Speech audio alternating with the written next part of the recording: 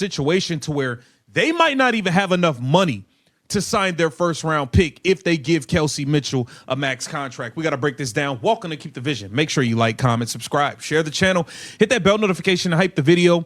That would be greatly appreciated. As always, we are near 30,000. Let's keep it going, guys. All right.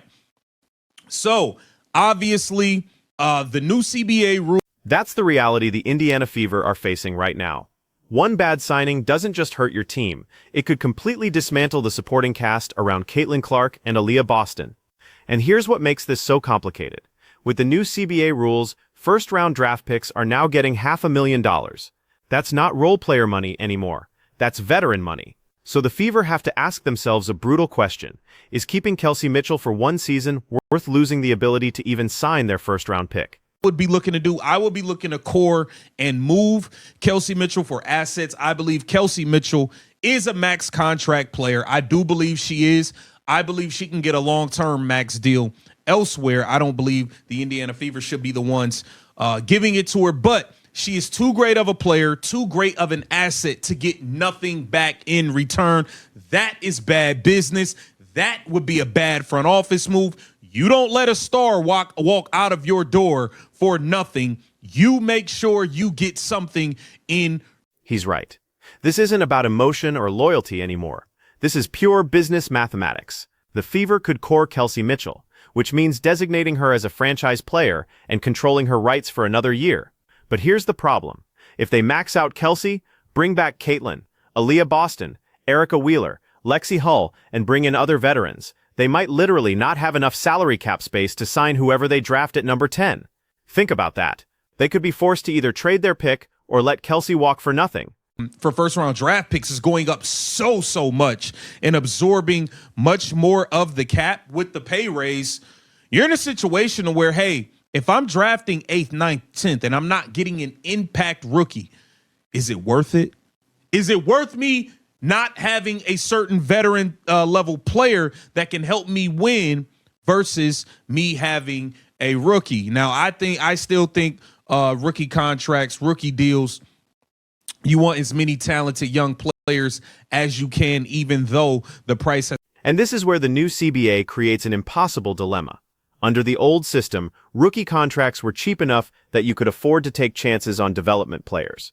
But now, a first-round pick costs as much as a proven veteran who's been playing overseas for 3 years. So teams have to evaluate, would I rather have an unproven rookie making $500,000 or a battle-tested veteran making the minimum at $200,000? For a team like Indiana that's trying to win now with Caitlin Clark, that's not an easy answer. The Fever are projected to have the 10th pick in the 2025 draft. According to Bleacher Report's mock draft, that could be T-Heine Popal from South Carolina. She's an undersized scoring guard, very similar to Kelsey Mitchell's game. She was averaging 20 points per game at Florida State before transferring to South Carolina, where her role changed and her draft stock dropped from top 5 to late lottery. But here's the question. Would you rather have Popal on a rookie deal for 4 years, or Mitchell on a max contract for 1 year before she walks in free agency? Rather take on a Tanaya Latson, okay? Would you rather take on a Tanaya Latson if it means you can't keep Kelsey Mitchell? Would you rather have Tanaya Latson at a first-round contract or a Flau'jae Johnson that maybe she will fall? I don't know. Would you rather have a Flau'jae Tanaya Latson on a rookie deal, or would you rather just keep Kelsey Mitchell? Because if you're bringing back Caitlin, AB, Michaela Timpson, they're under contract. Okay. That's the strategic move. Core Kelsey Mitchell, which prevents her from hitting free agency, then trade her to a team that's willing to give up assets for a proven scorer. Maybe you get a future first-round pick back. Maybe you get 2 rotation players on affordable contracts. The point is, you don't let a star player walk out the door for nothing. That's front office malpractice. But let's look at what's actually available at pick 10. If the Fever are lucky, Kiki Iriafen from USC could fall to them. She's projected to go around 7 or 8, but if she slides, that's a home run pick. The real debate is between players like Pau Pau, Raven Johnson from South Carolina, or Dominique Malonga from UCLA, and here's where the salary issue becomes critical. Are any of these players good enough to justify paying them $500,000 in year 1? Suited that way. So that's my question to you. Would you rather have a talented rookie that has a chance of being an impact player and being a contributor early in their career rookie season? Or would you rather keep Kelsey for 1 year and she walks and you get nothing in return? These are all things that need to be contemplated. Now, in this mock draft, they have our fam going number 1. I believe our fam should be the number 1 pick for the Dallas Wings. There is a potential that they may take AZ Fudd. AZ Fudd's a good player and the Paige Bueckers connection, I guess, but our fam would be He mentions Flo J. Johnson. And that's interesting because Flo J is projected to go 5th to Chicago in most mock drafts. That would reunite her with Angel Reese from their LSU championship team. But there was drama there. Family drama, tension between players, public disputes after they won the title. So would Chicago really want to bring that dynamic back? And if Flo J somehow falls to Indiana at 10, do you take her despite the off-court noise? The other name getting buzz is Olivia Miles from Notre Dame. She's projected to go 2nd to Minnesota, and that makes sense. Miles is a true point guard who can run an offense, something Minnesota desperately needs. But for Indiana, that doesn't solve their problem because they already have Caitlin Clark running the point. What Indiana needs is someone who can defend, shoot threes, and not require the ball in their hands. That's why Papawa makes sense on paper, even if the price tag is steep. On the open market, she's going to get some good money. She's not going to get a max, but she's going to get some good money. But I would take Olivia Miles with the number 2 pick, 1,000%. The Seattle Storm going with AZ Fudd. I think that's a pretty good selection. You got Kiki Rice. I think Kiki Rice is entirely too high. I don't know what people are saying. I just don't see it. I think she's okay. To take you in top 5, I need you to be great at something. I don't think Kiki Rice is necessarily great at anything. I think she. Look at the contrast he's drawing there. You've got Lauren Betts falling out of the top 5 despite being a dominant college center. You've got Raven Johnson potentially going top 10 despite clear limitations as a scorer. This draft class doesn't have the top-end star power of previous years, which makes the decision even harder for Indiana. If there was a generational talent sitting at 10, you'd figure out the money. But when you're looking at solid role players who might take 2 years to develop, suddenly that $500,000 salary becomes a real problem. And here's what nobody's talking about. What if Indiana just decides to trade the pick entirely? What if they package the 10th pick with a future second-rounder and go get an established veteran who fills an immediate need? That might be the smartest move, because when you're building around Caitlin Clark, you're in win-now mode. You don't have time to develop a rookie who might not contribute until year 2 or 3. I don't see it. I don't see it for Raven Johnson in WNBA. I'm not familiar with this lady. Gianna Nipkins. Now, I personally think she's better than Kiki Rice. I think her and the other girl from UCLA, the guard, Jaquez, is better than Kiki Rice. I think, whatever. Tanaya Latson going 10 to the Indiana Fever. Medina Okot from South Carolina. Okay, and Gabriela Jaquez. Okay, I think Gabriela Jaquez is better than Kiki Rice as well. So, here's where we are. The Indiana Fever have to make a decision in the next few months that will define their championship window. Do they keep Kelsey Mitchell, pay her the max, and hope they can squeeze in enough veteran minimum contracts to fill out the roster? Do they core and trade Mitchell, bringing back assets and opening up cap space for their draft pick? Or do they let Mitchell walk, use that money to sign multiple veterans, and trade the draft pick for even more immediate help? Let's break down each scenario and what it actually means for this team's future. Scenario 1. Keep Kelsey Mitchell on a max contract. This means paying her somewhere between $100,000 for the 2025 season under the new CBA. Add in Caitlin Clark's contract at $76,000, Aaliyah Boston at around $75,000, and you're already at $335,000 before you've signed anyone else. Lexi Hull is going to command real money after her breakout season. Nalissa Smith needs to be re-signed or replaced. Erica Wheeler is a free agent. Suddenly you're looking at $450,000 to $500,000 committed before you even think about your first-round pick, who's going to cost another $500,000. The salary cap for 2025 is projected to be around $1.46 million per team. Do the math. It doesn't work. Scenario 2. Core and trade Kelsey Mitchell.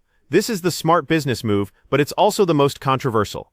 Kelsey has been with Indiana since 2018. She's been loyal through the rebuild, through the coaching changes, through everything. Trading her feels like betrayal to some fans. But here's the reality. She's going to leave in 2026 anyway. She's going to get a massive contract offer from a team like Las Vegas or New York, and Indiana won't be able to match it because they'll be paying Caitlin and Aaliyah. So why not get something back now?